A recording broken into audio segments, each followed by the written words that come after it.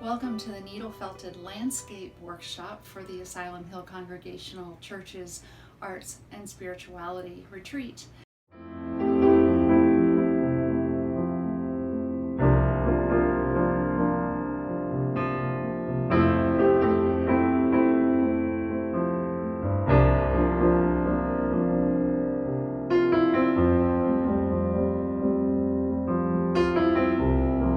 This one is titled Dreaming of a Better Place, and I think all of us can agree that 2020 has been quite a challenging year for so many different reasons.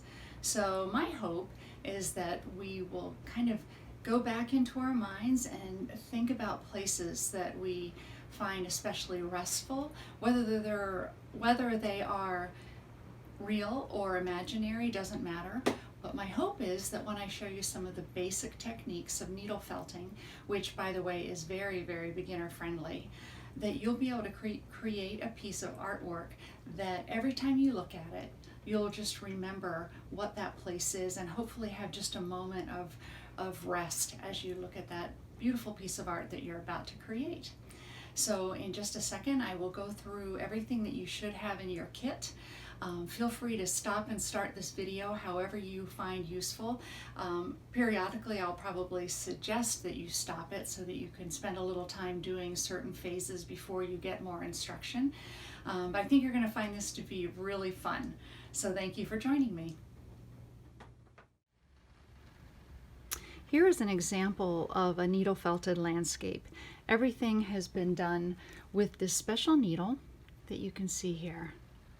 I'm going to bring that up super close. This needle has little barbs on it. Let me try to get that in focus there. Do you see those little tiny grooves? Those grooves are what do the work for needle felting. So on the needle, we have a little bend here, we have a smooth shaft, and then that bottom inch, maybe 3/4 of an inch to an inch, is the end that actually does the work for you. And that's where those barbs are that I just showed you. The motion of needle felting is an up and down motion, so nice and perpendicular to your work. So I go up and down and up and down. The only part of the needle that's doing any real work for us is this lower half. It doesn't do you any good to stick the needle way in because you're just sliding on this smooth shaft. It's only this bottom half. So what I like to do, and this is just a good beginning tip, is I try to put a finger right at the top of the working end of the needle there. And that acts sort of as a collar to keep me only using that lower part of the needle. So now when I stick the needle in, I cannot go any further and I'm not wasting my time as I needle. So the whole thing about needle felting is just poking with this needle, combining wool in different ways and laying it onto a background to create your piece of art. That's it. How simple could it be, right? So we're going to get started. First, I'll go through what you have in your kits. You have a piece of wool felt in your kit. This is not the kind that you would be buying at a Joann Fabrics or Michael's store. That kind of felt is actually not really felt, it's acrylic, and felt is a non-woven fabric and it needs to be made out of 100% wool. The reason is that when you start adding your design to this wool, if it's acrylic, that wool that we're adding on top will never fully integrate into the acrylic. As a little aside, I've just written this book that has felted projects in it, and in my book I found a microscopic picture of a wool fiber. Now see how those little scales are, or basically I think of them as little hooks. When two of those rub against each other, those little hooks get caught on each other, and the more that they get agitated against each other, the more they draw in. Because of the shape of them, they can't undo themselves. It's a very unique thing that wool has. No other fibers can do this felting process. So that was a shameless plug, by the way, for my brand new book. So as we rub wool fibers against each other, we get them to all come in together so that they become a solid thing, and it eventually can no longer be pulled apart. You open up your baggie and you'll see all of these wool colors that we have here. You also have a color key, so that when we're working and I ask you to pick up a color like grizzly bear, you'll know, oh, grizzly bear, that's the darkest brown, and that correlates to this one here. So to the side, I'd recommend lining up your wool in a way so that it's easy for you to tell what color I'm talking about. I will be walking you through making a landscape that is something like this. What is so much fun for me, and I'm sad that I can't be with you to do this workshop in person, because what I love is, though I'm going to teach everybody to make the same type of landscape, telling you where to start and to work on down, everybody's is going to look so unique to them. And as I said in the little introduction, if you can spend a few minutes thinking about where is that peaceful place for you, and if you're able to incorporate a little bit of that into this very beginner landscape, I think that would be perfect. You do have enough wool that if you don't use it in huge big gobs, then you should have wool left over, and you could get another piece of wool felt and maybe make a smaller landscape after this. So the plan that I'm going to lay out for you is we are going to start at the top of your landscape, and I'm going to show you how to do the clouds, and then we'll work our way down the mountains that are far away, this kind of middle ground, and then as we come into the foreground. So you're going to lay your wool felt out onto your foam pad. Now I'm working on a larger piece of foam because I just needed a little more room to be able to move this around and show you various parts of the picture as we progress. Yours is a little bit smaller. If you find it helpful to move the area that you're working on to the center of your piece of foam, feel free to do that. You can pick this up and put it anywhere you want onto your foam. So the first thing we're going to do is start with the sky and the clouds, and I'll go back to my sample. You'll notice that the clouds that are the farthest away are the thinnest, the flattest, also the smallest from side to side. And then as they get closer to us, you see more and more of the depth and the thickness of the clouds. Take a look outside, and hopefully there's some clouds you can spy, and you'll notice that. So we'll start with the clouds that are right just above our hills that we're going to create next. So you'll take your wool, and I've just spun it into little increments, and just find the end. And if you can't find the end, it's okay to pull a little wool off the rolled end as well, but hopefully you can find the fluffy end and just unroll this. This is easily enough white for 3 or 4 landscapes. You saw how few clouds I actually have. You don't need to put so much cloud in your sky so that it really ends up detracting from the rest of your picture. The way that you separate wool, first of all, this is called roving, and roving comes in sort of a longer rope of wool. If you want to get supplies later, roving is good, and wool bat, and it's made out of merino. When you pull wool off, if I try to take and pull the wool like this, I can't break those fibers, or at least usually I can't. The staple length, or the length of the fiber that came off the sheep, is probably something like, I don't know, 3 or 4 inches long is pretty common. So if I've got my hands very close together and I'm trying to pull, I'm basically trying to break the fibers, and that is a difficult thing. But if I hold my wool lightly in my non-dominant hand, and then with my dominant hand just pinch off a little bit at the end and just let it slide just out from each other, look how easy that comes out. And I've got this nice little wispy piece of wool here. And with all of the wool that we're using, that's going to be the technique you want to do, is just hold it loosely on both ends and just let the wool slide right out. So we're going to start with those clouds that are right at the horizon line, and all I'm going to do is lay my wool down.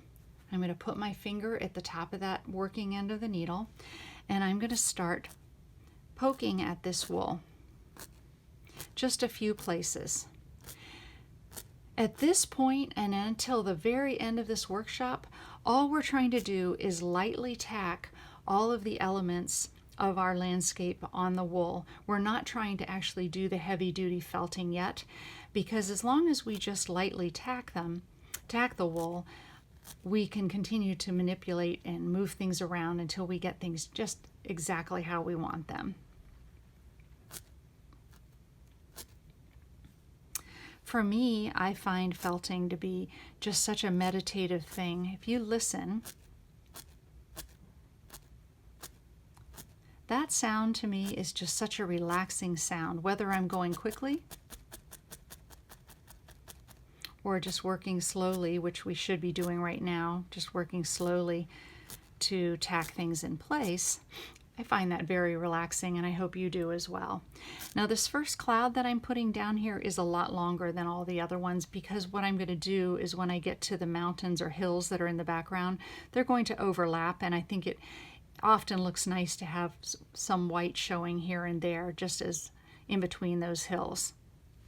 Our next clouds are going to be a lot smaller.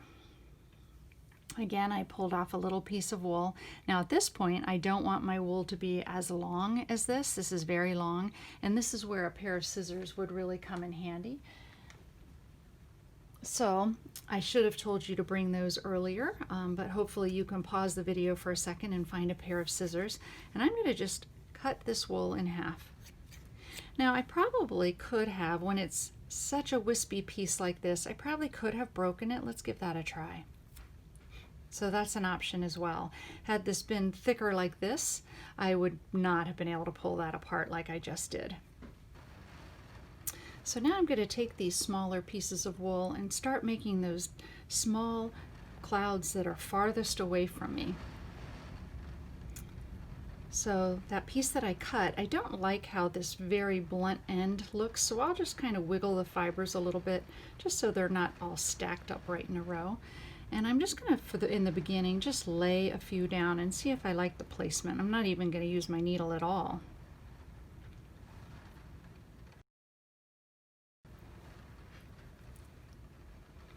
And I'll take some more off. One thing I did want to mention is this first line of clouds at the horizon line. There's something called the law of thirds, I believe it's called. And if you think about your piece of wool felt in thirds, so 1/3, 2/3, 3/3. In general, it's pleasing to have things, pleasing to our eye, to have things that are at the area that's right at the third, rather than having your clouds going right across the middle. If nothing else, if we did that, we would not have very much room to put in water and a tree and all of that kind of thing. But I think you'll be much more pleased with how things look if you start at that third, and then you can even think about the thirds going vertically as well. And when it's time to add our tree, we'll put it either here or here, close, you know, it doesn't have to be exact. Don't get out a ruler or anything, but just keeping that in mind a little bit.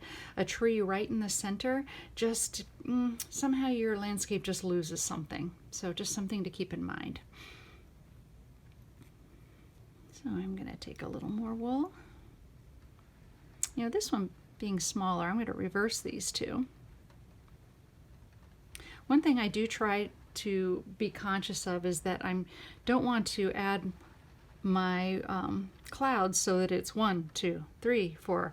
You want to have them look sort of random. Now, I like to go now right up to the top where I'm going to have my biggest cloud.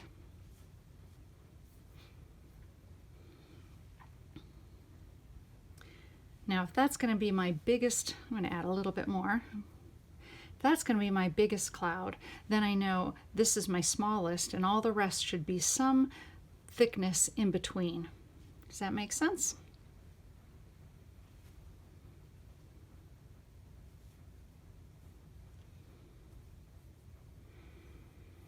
I'm going to break that off and just double it up, give a little more heft to this cloud.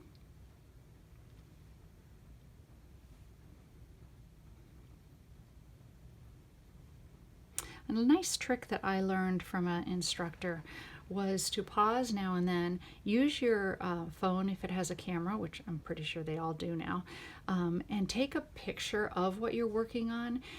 The camera flattens everything obviously into a 2-dimension, where sometimes when we're working on a piece and we're looking at it at an angle, we just don't see the picture quite as clearly as when you take a photo.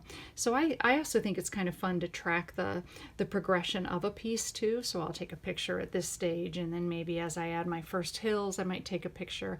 I sell a lot of kits, and that's how I create my kits. They're very photo-driven instruction sheets, and I just stop now and then and take a picture. And not only is it good for the kit, but it also helps me to visualize what I'm making. So see how, because I haven't tacked anything down yet, I can still move these around until I get them how I would like them to be.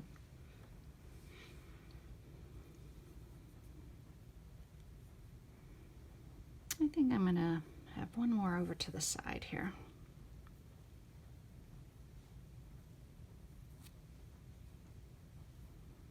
Maybe just barely off the horizon line there. And I'm going to add this to this one. So just keep playing around with your clouds until you get them in a place where you're happy with them. You might also want to think about having several of them joined together a little bit, you know. That might be a neat thing too. So at this point I'm going to take my needle, and all I'm going to do is just tack these in just in 1 or 2 places, just so that if a breeze comes along or somebody walks past you quickly, the wind from that doesn't blow these out of the place, you know, out of placement. But I'm definitely just barely tacking them so that I have the option of playing with them later if I want to shift them a little bit.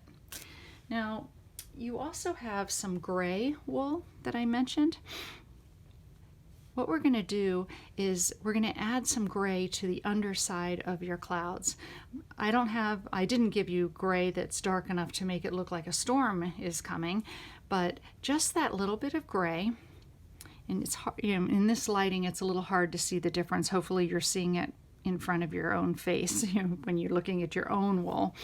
But you're going to take that gray, just kind of stretch it out a little bit, and I'm just going to tack just a little bit on the underside here. And what I've found is when I do that, it just gives just a little more depth to your clouds, makes them just pop a little bit more. There's something called finger carding. You may have seen the old wooden carders. I'll grab those and show them to you in a moment. And what they do is they help kind of line up all the fibers. And when you take a few minutes to just do this little finger carding, it just gives a nicer appearance to your wool. So what I'm doing is I'm just the way you pulled the wool off to get a small amount, I'm doing that. I'm letting it kind of break into 2 pieces, and then I'm stacking one on top of the other. I'm not jamming them together, because if I do that, I'm just jumbling all those fibers up again. But if I stack them on top of each other and then do that again once or twice, you'll find, and try it both ways. Don't do the finger carding and then do the finger carding later on when we're down here working in the grass, and you'll see how the surface just looks differently when you've needled it. So I'll put a little gray towards the bottom of this cloud.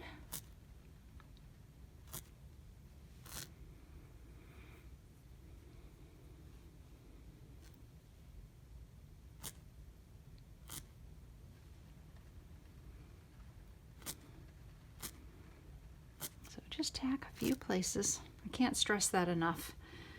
Sometimes I have students that will just start felting really, really hard, you know, and really getting everything firmed up and attached to the wool background. And then when they want to change something, they have to rip it off and get all new wool in order to redo something, instead of just being able to lift this, shift it, and use the same wool. All right, so that is enough for this stage. The next thing we're going to start are those hills that are the farthest away from the viewer. So if you look carefully, I have my light olive color back here, and then the next color, this one here, is the dark olive. and that's what we're going to be working with next. So start with, here's the two olive colors. Start with the light color first. And let me tell you, this is very, very, very thick. There is no reason you need this much wool for your first level of mountain. So what I like to do is just pull a little bit off. See how I'm just kind of letting it get longer and longer. I'm not pulling it all the way off. What I'm doing is actually thinning out this wool. Now, if it broke, no big deal, because when I needle one piece on, I can needle the other right over the top. I'm just in the habit of trying to keep it together when I know I've got sort of a continuous mountain line in the background. So I'm going to lay this down. See how you can see through it? That's exactly what I want. I can always add more wool on. Once I've got too much wool on, it just has this really thick, clunky look instead of looking very painterly.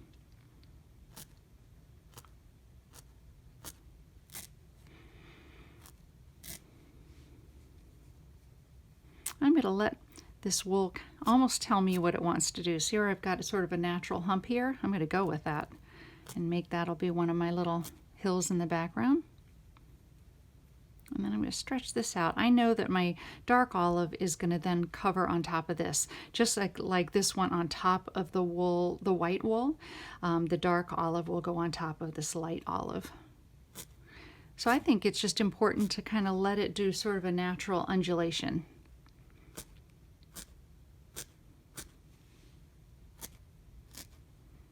I think I'll pull it down here just a little bit, which I might pull the white down as well.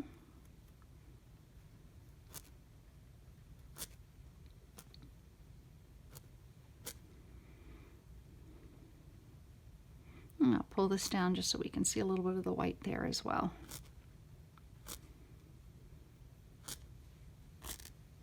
All right, so I'm going to set this light olive color aside. Look how much you've got left. What'll be nice is you can use this later on blended with some other colors, which I'll talk about, or you just save it for another project. The next color we're going to use is that dark olive. I'm going to unroll my wool. Now you may have a little more or a little less than what I'm showing here. I separated all this wool out myself and just was eyeballing it. Don't worry about it. If you have more of this green than I do, you're welcome to have a bigger swath of this. If you have less, maybe you just have a very small little line of the dark olive. They're all fairly close, but definitely not exact. Now this is a lot of wool, just like on here. This is more than I'm going to need for this one little line of mountains. Sometimes you can just separate the wool this way and just sort of pull down and pull off some of the wool. And I'm going to make it get a little bit longer, just like I did up here. If it breaks into two pieces, don't worry about it. I've got a funny little end here. I'm just going to tuck behind.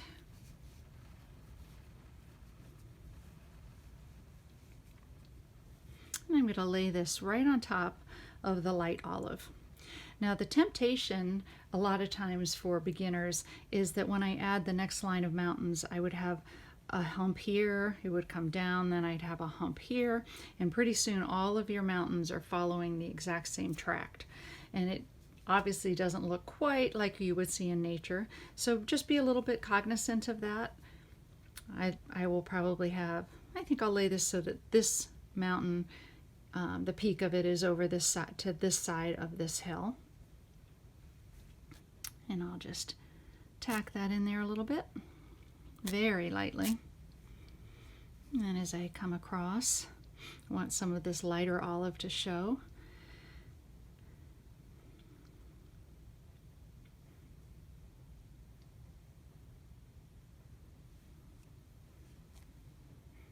I'll tack some down here.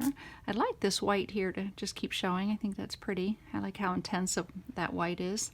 Now I'm running a little short of the dark olive, so I'll just take a little bit more of the wool that I have and add it in there. Actually, I'm running a little short on the lighter olive too. Just now noticed that, so I'm going to take a little bit of that and add that in just to thicken that up. I don't want blue showing through my mountains. Tack that on there, and then lay the green, the dark olive on top of that. So remember, we're just looking at placement right now. Pause the video as you need to, take pictures of your work, or at least pull it away from yourself, and maybe you walk away, go get a cup of coffee or something, and come back to it, and you might have a whole fresh look at how, perspective, I guess, a fresh perspective, and might want to change a few things. So I'm going to add just a little bit more of my dark olive down here.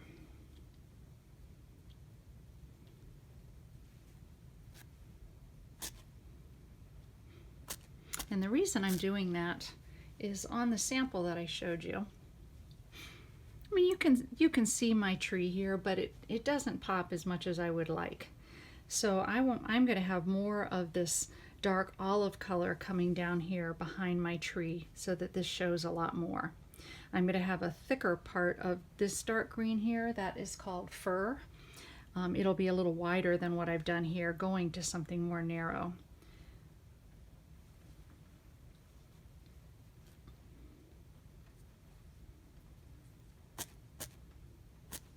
Okay, so we'll get the dark fir color going next. You have two very dark colors, fir, and then this one is called pine. The fir has a little bit more of a bluish kind of tint to it. The pine has a little more of a, you can see some yellow kind of color in there. We're going to be using the fir color next.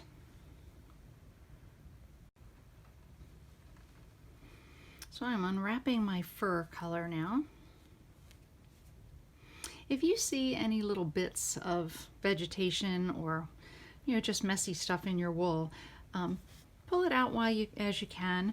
If you think about it, where do sheep live? In a field where there's all kinds of vegetation. So some wool will be cleaner than others when you buy it, and I've had some where I have to pull so much of the stuff out it can get a little bit annoying. This is actually pretty clean. On your color sheet, I did at the very bottom tell you where I bought this wool. It's called Big Sky Fiber Arts, and I've been really pleased with their wool. A store that was close to us here in New England closed a couple of years ago, and I'm still scrambling around trying to find the wool that I really like, but I've been pleased with them. Other thing I think I didn't mention, you have two little bundled up pieces of this fir color. That's because when I made my sample, I decided that I actually needed to give you guys a little bit more of that, so I added another little bunch. You can join them all together if you want, or just leave them separately and use the second piece as you need it. So like I said, I'm going to have my fir color wider here and then getting a little bit more narrow. This is kind of like the middle ground. So farthest away is the light olive, a tiny bit closer is the dark olive. Then we're going to do the fir as sort of the middle ground. And each one of these levels or layers, they overlap the next one. So the clouds were first, the light olive covered a little bit of the cloud, the dark olive is covering a little bit of the light olive, and now the fir will come in and cover the dark olive. So this is really super thick. As I said once before, less is better. You can always add more. Just like over here where I was missing a little bit of wool, I just put a little piece in there, and it, you can't even tell. Once it all gets felted down, you really won't be able to tell. But if you have it too puffy, when you felt it, it can end up looking kind of lumpy and bumpy, and I don't think you'll be happy with that. So I know I want my dark green fir color to be a little thinner here, so I'm kind of giving it a little tug there. And I'm going to let it get a little bit thicker here. And I'll lightly tack it in.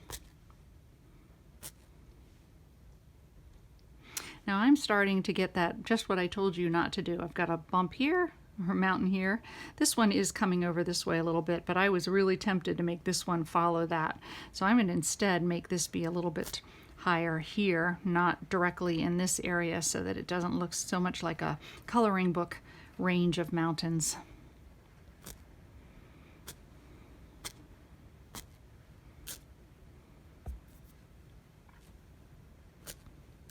Pause the video, take just a few more minutes to just tack this down, take a picture with your camera, with your phone, and take, step away from it, whatever, and take a look at it with fresh eyes and make sure that things are looking the way that you want them to.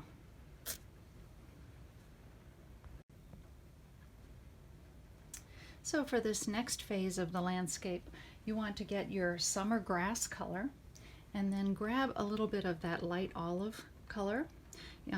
If you don't have any of that left, grab the dark olive. It doesn't matter, just another color. What I'm going to show you how to do is to blend two colors together. So my plan is that this brighter green, this will be the very closest thing to the viewer. Let me move my picture up just a little bit. But I need a middle, sort of a middle area here. So I'm going to blend a little bit of this light olive. I'm just going to tear a little piece off. And about an equal amount of the summer grass.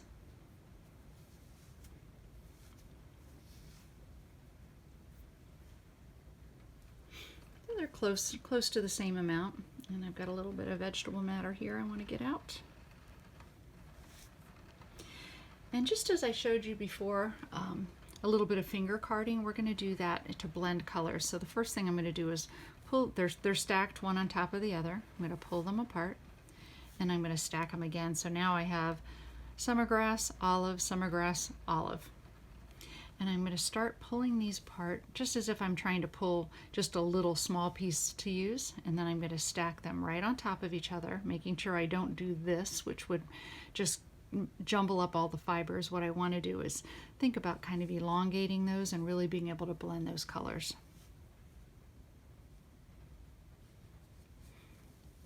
And you just want to do this a few times. I'm going to stop the video for a second, and I hope you will as well, just to work on blending these colors and just keep on doing this over and over again.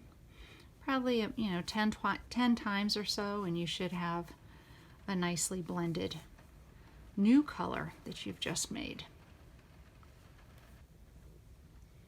So hopefully you are done doing the finger carding on the combination of the summer grass and the light olive. I've been calling this finger carding, and for those that maybe are not as familiar with things in the fiber world, these are carders. You may have seen carders like this if you've done any weaving or spinning. Maybe you had a grandparent who did a lot of fiber work. They're very, very large for this application. If I was trying to use this to blend my color with just that little bit of wool, it would just end up all in the teeth of this carder, and it would be awkward. So that's why when I'm only using a small amount of wool, I just use my fingers. So I call it finger carding. So we're going to take this new color. I'm stretching it out a little bit.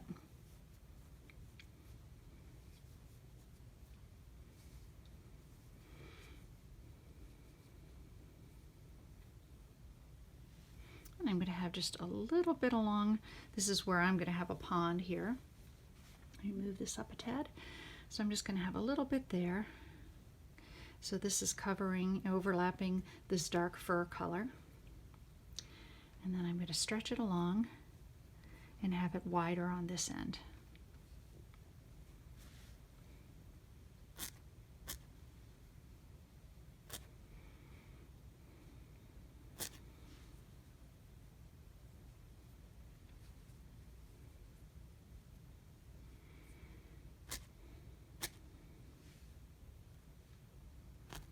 Your felt that you have is 8" by 12". The nice thing about that size is you can easily cut the edges down a little bit and find an 8 by 10 frame just about anywhere once you want to frame your gorgeous piece of felting. So if you don't have your edges totally neat and tidy. Don't worry about it. You shouldn't at this point because we're just tacking things down, but later on, if you're trimming it down to fit into a smaller frame, it all works out beautifully.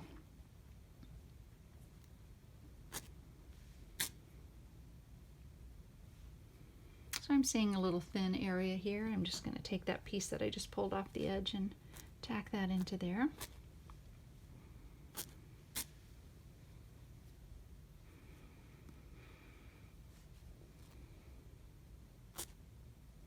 So if you need to pause the video for a moment so that you can get this blended color into place, please do that. The next thing we're going to do is use the summer grass color just as it is. Now I could easily blend this with something else if I wanted to, but it's not necessary. This is going to be the brightest color closest to the viewer.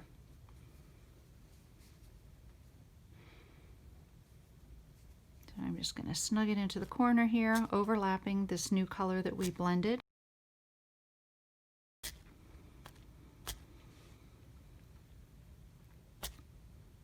And I'm going to drag it over here just a little bit. I'm going to have my pond doing this kind of a shape here. So I'm going to have a little bit on that side, the far side of the pond, and then I'm going to pull a little bit of it this way.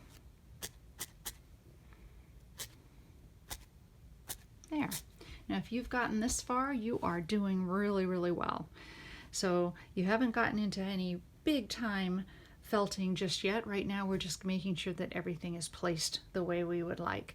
I'm looking at mine and thinking, I think I might need another little cloud in here somewhere. I might put another big cloud up here. The next time you see my picture, you may see those added.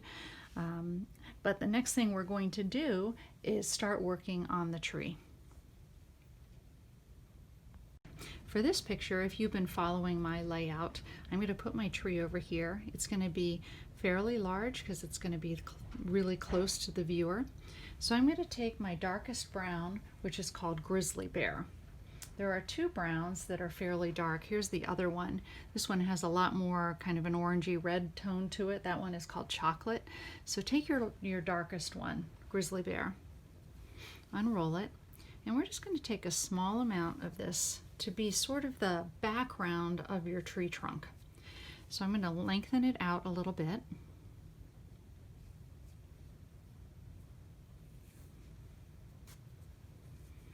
And I'm going to decide this is the lower part of my tree trunk, and this is going to be where the branches are. So just to give myself a little heads up, or step ahead, I'm going to separate this into two branches. So you have something that looks like that, okay? So play around with the placement of your tree. Remember we talked about the thirds. If I go right on the third, it's going to put my tree right into my pond. So I'm just going to go a little bit to the right of 1/3 and put mine right here. And then with your needle, tack down just a little bit in the middle. And then I don't want my tree this wide. That would be pretty enormous. So I'm just going to bring this in, kind of folding it in. At the bottom, I'm going to let it flare out just a little bit. I'm not going to really worry about all these roots and things just yet and how that shape goes. But I can even lengthen these branches a little bit more if I want to. You can also divide these branches more if you would like. So at this point, I would have 3 branches.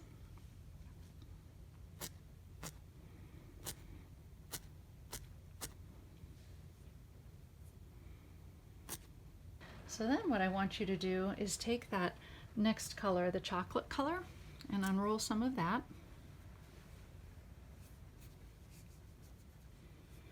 And I'm going to just take a very small amount. And what we're going to do is start building up some texture on your tree. And actually, pause the video for a moment and just tack, not even tack, let's felt down your tree trunk just a little bit more.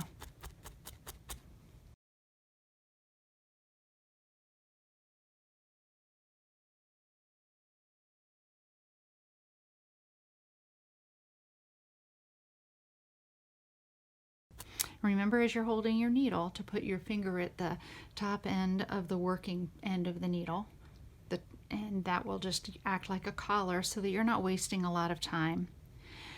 I'm just going to actually even felt down a little bit of the green that's around my tree as well, because I'm pretty sure that this is going to stay where it is. I don't think I'm going to be moving this part anymore.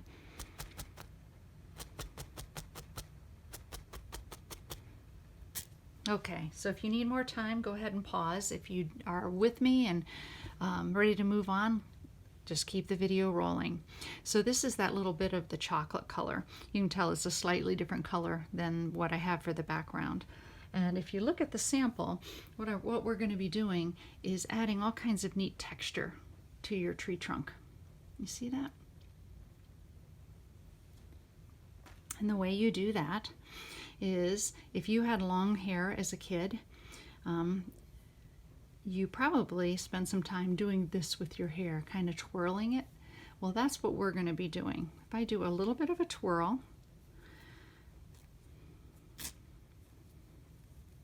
I'm going to tack down one end at the bottom, and I'm just tacking it, don't go crazy. And then I'm going to keep on twisting. It's probably a little more than I needed.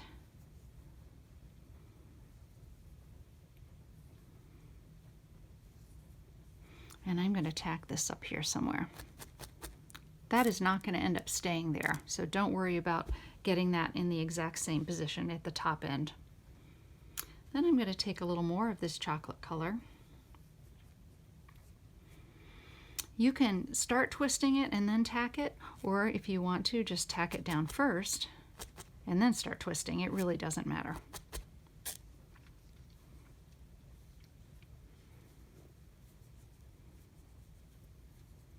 Now, the reason I told you don't worry about where that is because now I can lift this little string up and twist it with the second string I've made. Hopefully I'll put my hand behind it so you can see what I'm doing there. So I'm twisting them around each other. And maybe they go separate directions at that point. Maybe they go in a similar direction. It is a little fiddly. Sometimes they want to come untwisted. Want to become untwisted. Yeah, like this one really untwisted. Let me just twist it back up. Now the other fun thing to do is to twist it even further. If your tree is an old gnarly one, maybe it's an old ancient apple tree or something, if I keep twisting, eventually this will kink on itself. You see how that's done a nice little loop-de-doo here? And you can keep doing that and keep doing that and have all kinds of really gnarly looking fun texture on your tree trunk. At this point, I think this one's going to stay where it is, so I'm going to felt this down just a little harder so it doesn't let go. And I want to make sure that this end is where I want it to be. Now this one has also come apart just a little bit, so I'm going to give that a little more twist.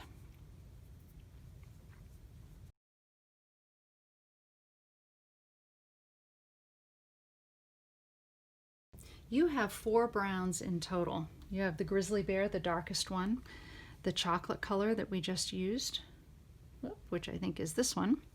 Then you have elk, and you have this kind of yellow-brown ochre. So what I'd like you to do is to continue to fill in your tree trunk with these little strings.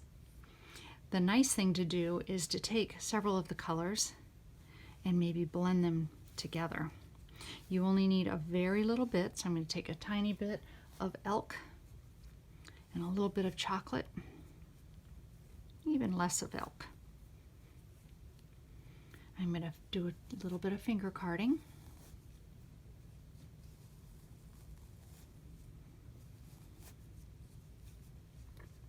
Then I'll let it lengthen just a little bit.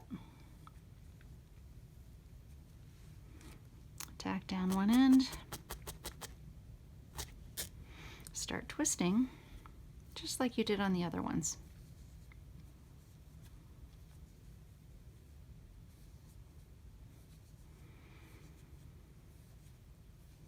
And I'm just going to lightly tack it up here. And this time I guess I'll take some ochre.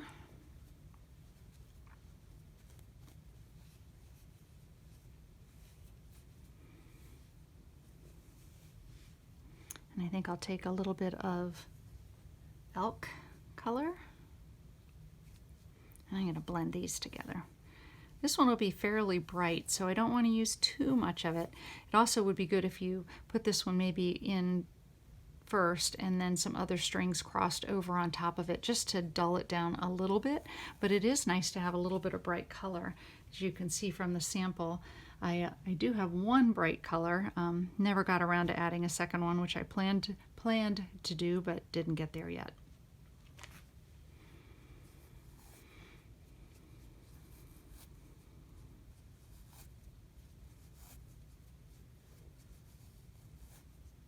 So pause the video if you need to take a few extra minutes to blend your colors.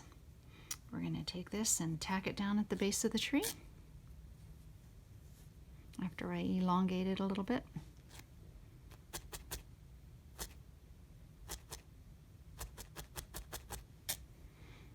Twist and take a little of this away.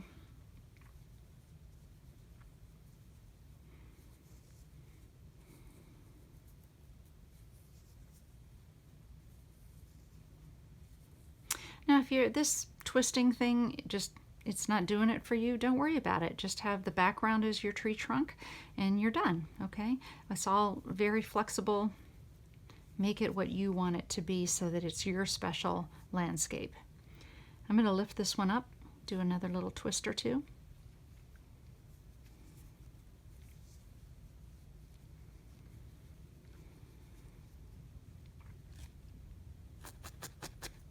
So one little tip I would give you, I have seen students in the past attach a whole lot of these little strings to the bottom and they all come straight up and it just looks like a bunch of parallel lines. So I would really encourage you to twist them here and there, have one go one direction, one go the other, then lay some others over the top, just so if you do like this look, so that you don't end up with this kind of railroad track look, okay? So I'm going to stop the video for a second and I'm going to finish my trunk and then we'll move along. So you stop it as well and finish up your trunk. Okay, there you go.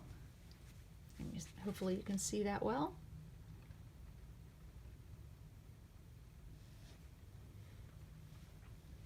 Now I'm going to pause a little bit on my tree and show you how to do the rocks.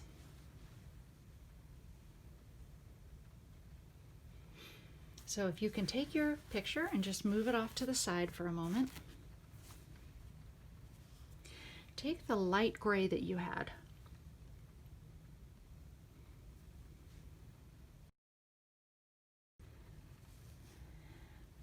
I want you to take a little bit of that and roll it up into a ball.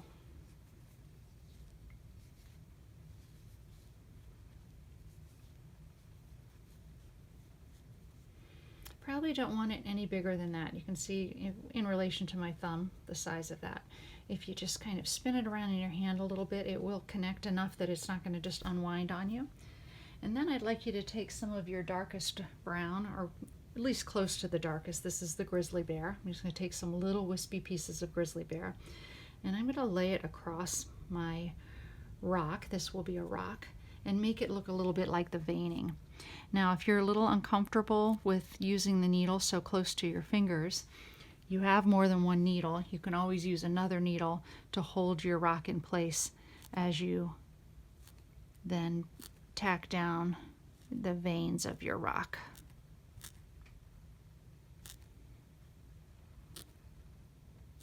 And then bring the ends in just a little, kind of get it a little more rounded. I'm going to turn this around and work on the other end. Especially when you're working in the ends, it doesn't hurt to hold your rock with the other needle because you are poking in to the side, not just straight down.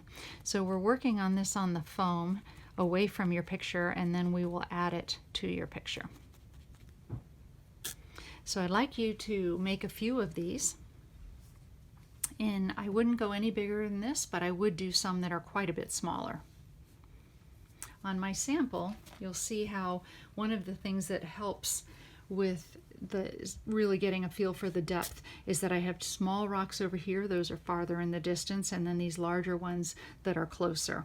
Once I attached them, I even put a little bit of green moss on mine, which is kind of a fun thing to do. I've also made 1 or 2 rocks out of brown. I didn't want every single rock to match because there's no way they would in nature. So pause the video, make yourself maybe 5, 6, 7 rocks of various sizes.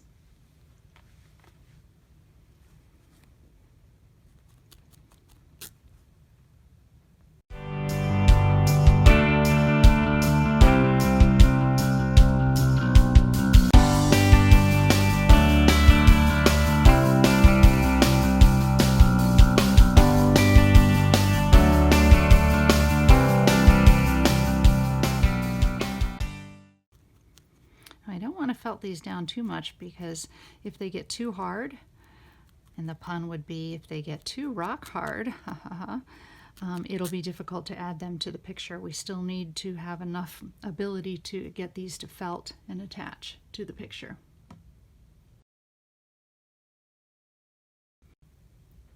So I have quite a little collection of rocks now. But I have 8 altogether. There is a little rule about having odd numbers of things that it often looks better to our eye than having even numbers.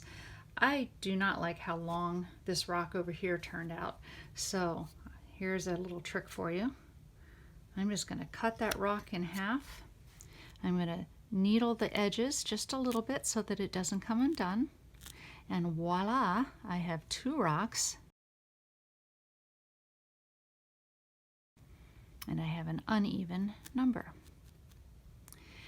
I have a nice, I think, selection of larger rocks and then tiny rocks, especially this one I just cut in half. That's a nice little rock.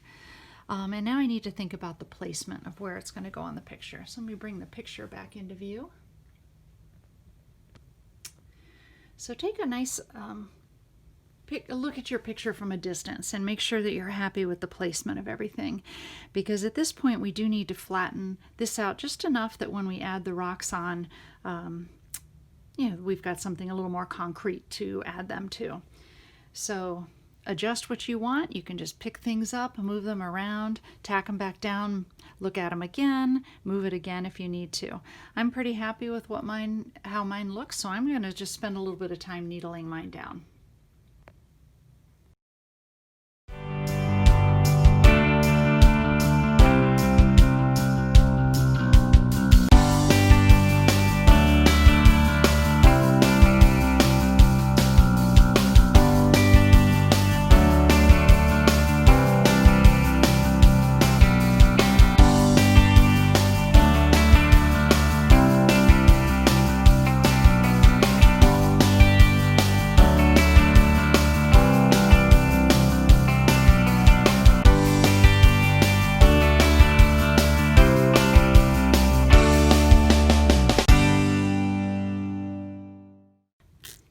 Now, your rocks, your largest ones are going to be the ones that are closest to the viewer. So those would be on this side of the pond.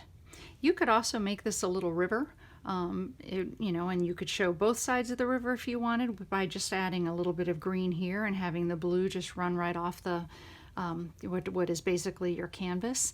But I've got to pick something to teach, so we're doing a pond. So my largest rock will go closest to me. So the way to add these, because it's nice to have a nice amount of dimension there, not flattening it all out, is you take your needle into the side and just go all around the perimeter of your rock. Very slow motion, because you got to be very intentional where your needle is being placed.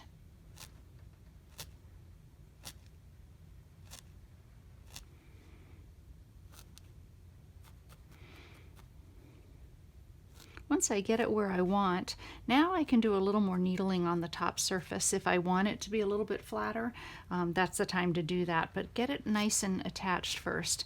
If you're having any trouble getting yours attached, you can use that same method that we used to tack down some of these little strings on your tree trunk. And the way that I would do that would be by taking a little bit of the gray wool, or if you happen to be a darker rock, whatever matches that, and you could just take a little wispy piece, put it across your rock, needle that down on that side, pull it on across, and then needle it down on this side, tucking all of that right underneath the rock, and it'll just hold it onto your piece just a little bit more securely. Now, no reason you have to keep it as a perfect little ball. Maybe your rock has a big dent in it or whatever. Be creative with that. So when I look at my rocks, these are my 3 largest ones. Maybe I'd put these like that. Now, if I did something like this, I could take another string from my trunk and make it be a root that's maybe coming over the top of the rocks. That could be kind of fun. These are my next largest ones.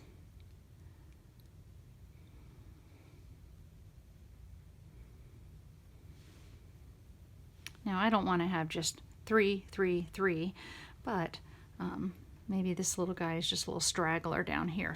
Get the placement where you want it to be just by setting them in place, not actually attaching them yet.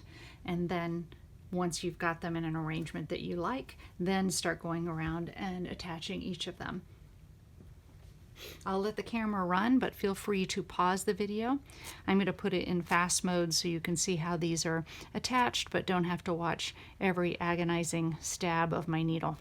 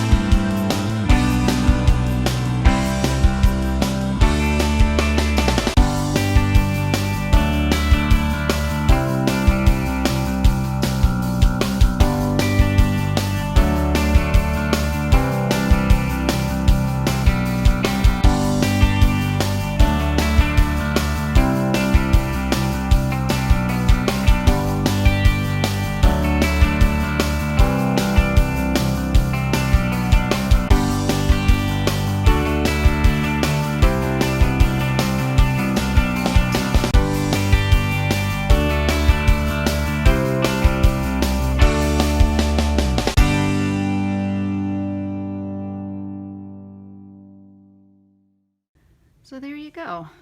I'm pretty happy with that placement. I can always pull one off if I really wanted to later, if I change my mind, but right now I'm good with that. So I want to talk briefly about the water. There's no major special technique there, but you do have 2 blues. You have denim, which is the darker one, and then blue eyes, which is the lighter one. Things that are closer to you should be a little bit lighter, and the things that are further away in the water should maybe be a little bit darker. So the reason I'm telling you that is what I've done is I've just added just little bits of color here and there, just to kind of give a feeling of the texture of the water. Down here at that little curved area, that's where I would even make a little curved line of wool.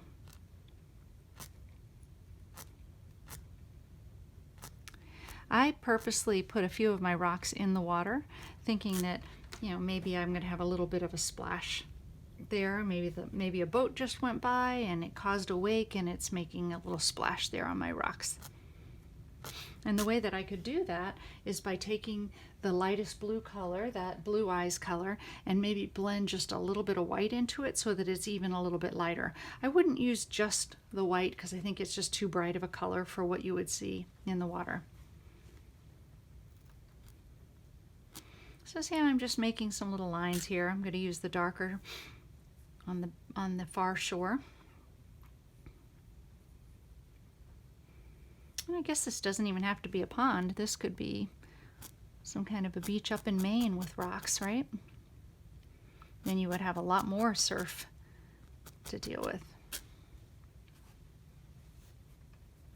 Not sure if the camera is even picking that part up, but I just put a little line of dark there, and I'm going to add a little bit more. And then a nice thing to do would be to take both of the blues, take a little bit of blue eyes and a little bit of denim and blend them together so that you've got sort of a middle color. Just do that finger carding, and then use a little bit of that in the middle maybe. And just, you know, don't overdo it, just a little bit of wool here and there, just so that that's not just solid same color blue as that's in the sky. If you really wanted to, there's absolutely no reason you can't really cover it up with another color of wool. Totally up to you. You've got plenty of blues there to do that if you choose to do that.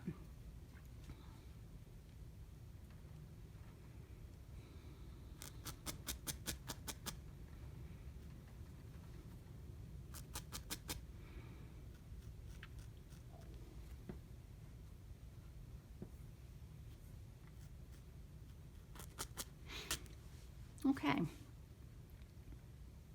now we're going to spend a little bit more time getting the tree ship shape, and then you are so close to done.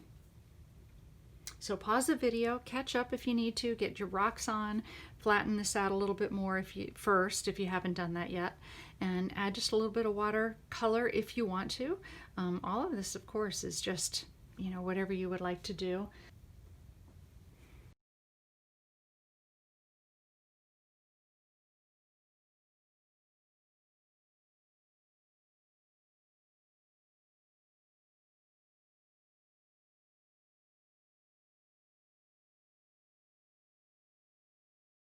And then to further enhance your rocks, using one of these olive colors, you have the dark and the light olive color, adding a little bit of some moss on your rocks usually kind of dresses them up a little bit. You wouldn't see that very much on the rocks that are farther back. Your eye probably wouldn't detect that, but definitely on these rocks that are larger and that are closer to the viewer, that would be a nice little thing. And you just lay it on there and tack it on. You'll notice as I've been felting the background here that you can see all the places where the needle has gone in and out. As I get this more and more felted down, a lot of that's going to disappear. So what's going on is I've needled like maybe 2 or 3 times here, then I came over to this other side here, and you end up with a sort of a bubble in between. But as I continue to work the whole surface, all of this will start to get flatter and flatter. And then if there are any needle holes that show, you can usually just lightly go like this with your needle and make them disappear. But once you pull your piece off of your foam, that's any movement's going to make those needle holes start to disappear. So don't worry about that. So let's talk about the green part of your tree. So the brightest green that you have is this summer grass color. And the reason I was moving things around as far from the original sample is that if I lay this up here, you can see you're going to be able to spot that tree. Where on my original one, with all this dark behind it, I had used the summer grass and that color for in the tree, and the top part of that tree is kind of lost. So I'm going to have to rework that at some point. But the better thing, I think, was just to reposition some of these background hills. So if I put my green on like this, it's going to look a little like a lollipop tree, and we're trying to make an absolutely gorgeous landscape here, so I don't want a lollipop. So the way that we can avoid that is by thinking about your tree in smaller areas. Trees usually have sky holes or kind of peepholes you can see through to whatever is behind the tree, so we don't want it to be a big solid mass.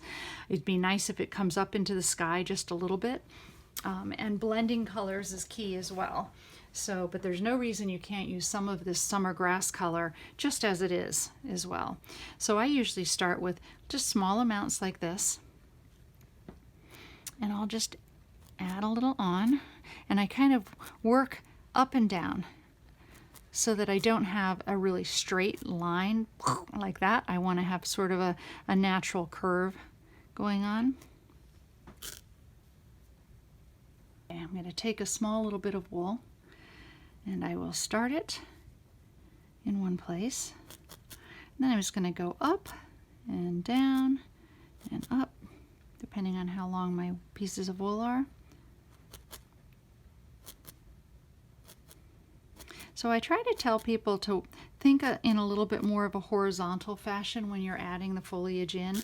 You don't normally see foliage that's going in a vertical line, right? But if I have enough of these little horizontal pieces coming across, it starts to read as a tree.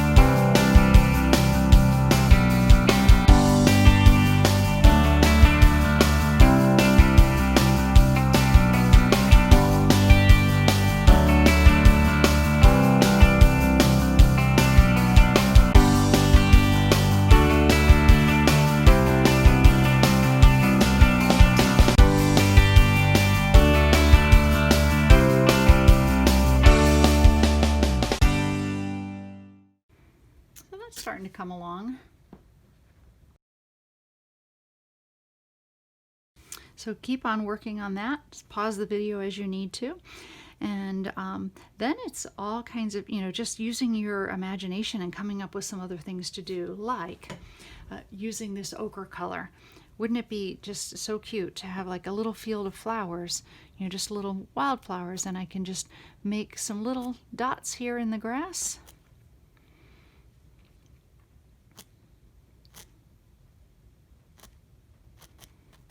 Of course, I need to felt everything down a little bit more, but if I put a whole little patch of those yellow flowers there, wouldn't that be sweet? You might want to make yours a little more touched by humans and have a bench or a chair. You've got plenty of wool to just start creating things. Get on the internet, look at picture, like say if you're wanting to do an Adirondack chair, find a picture of an Adirondack chair and really see how it was drawn. Maybe look up Adirondack chair drawing instead of a photograph of one that's being sold, and it might help you see how somebody else interpreted it and were able to put it in a two-dimensional form so that it looked real. So that's what you're gonna personalize it all with. Maybe you have some little ducks. You've got a color like this that would work for a duck, as well as some of the darker colors. So maybe there's a duck in here. Maybe there's a little bird up in the sky. You need to do that to personalize it. But you have got all the tools at this point to complete this picture. So I'm going to keep working a little bit longer. I'll let the camera run, and then I'll close this out.